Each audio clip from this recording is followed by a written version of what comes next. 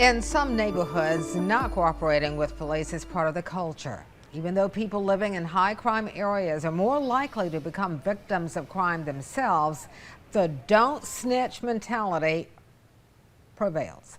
But that strategy can backfire, as Creekwood neighbors learned the hard way nearly a decade ago.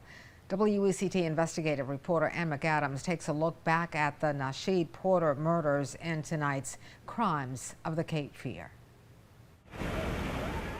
It started with an argument over a girl. Brian Grant lived with his girlfriend, Ebony, in Wilmington's Creekwood housing development.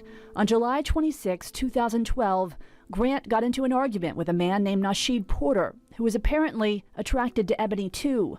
The next morning, Porter went to Grant's house and shot him in the face in cold blood. Brian Grant did nothing wrong, did nothing to provoke this, was truly shot walking out of the sanctity of his own home as a father, as a stepdad.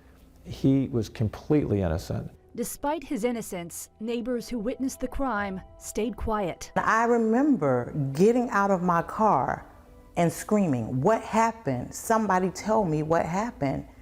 And people just stood in silence. It was the most horrific thing you could ever think of. Witnesses were not talking to police either. Grant didn't grow up there, and no one was willing to stick their neck out for him, except for Obadiah Hester.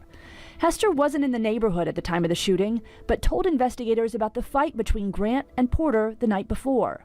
Police now had motive and opportunity, but they still had to find Porter. He changed his cell phone number 17 times. He was on the run for over a month when he was ultimately arrested by U.S. Marshals. Prosecutors hoped more people would come forward once Porter was behind bars, but no one did. A year passed, and when DNA evidence came back from the lab, it did not match Porter. With no physical evidence and Hester's testimony the only thing tying Porter to the murder, a judge let Porter out on bond. Because people were not speaking up, that the defendant was allowed to be out on pretrial release.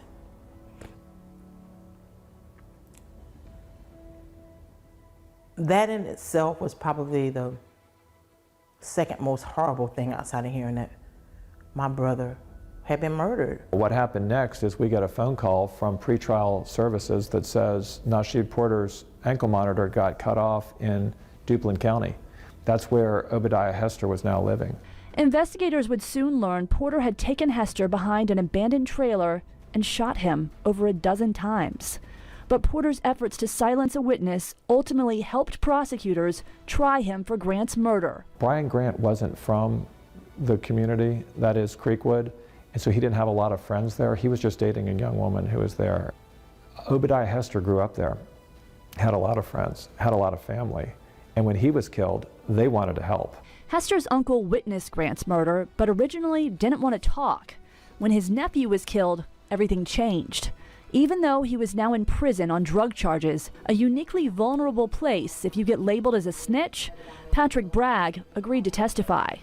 Another neighborhood witness also agreed to testify, and she was placed in protective custody during the trial. And the trial was bizarre. I didn't shoot your son. I don't even know your son. I never seen your son. Porter fired 4 consecutive attorneys, insisting on representing himself. Wearing a hooded cloak for his Muslim religion, Porter then tried to invoke Sharia law in court. He refused to participate in the trial, and when the jury found him guilty of Grant's murder, Porter chanted over the prosecutor reading statements from the victim's family members. It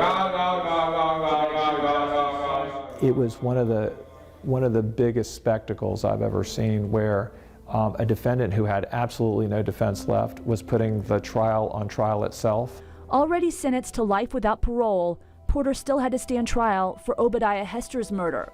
In August 2021, Porter received another life sentence in Duplin County, where Hester had been executed for telling the truth. While prosecutors finally got justice, it came too late for Hester and his family. And I suffer every morning I wake up without my son there for his sons, because he have 3 sons, 16, 9, and 7. A second person was killed because no one said anything. And if someone had said something, that second young man may still very well be alive with his family. Everyone is someone's child, brother, sister, mother, aunt, uncle, mother, father, friend, and it could happen to you. You know, there's strength in numbers. And if many people come forward, it usually doesn't even require a trial at that point.